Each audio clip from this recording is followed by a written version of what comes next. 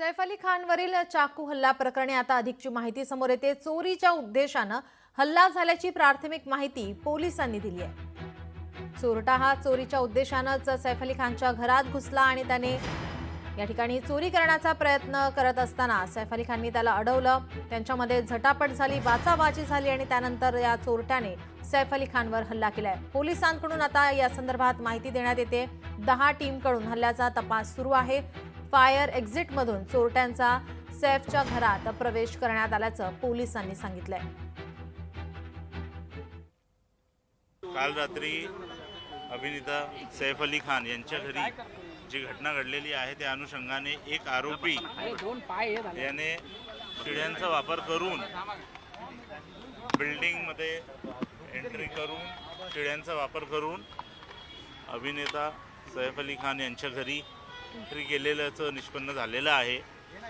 तो एक्यूज्डचे डिटेल्स आम्हाला प्राप्त झालेले आहेत। त्या आरोपीला अटक करण्यासाठी 10 डिटेक्शनच्या टीम्स विविध ठिकाणी काम करत आहेत। लवकरच आरोपीला अटक करण्यात येईल आणि पुढचे डिटेल्स घेण्यात येतील। लोकशाही मराठी ऐका, पहा, जागरूक रहा।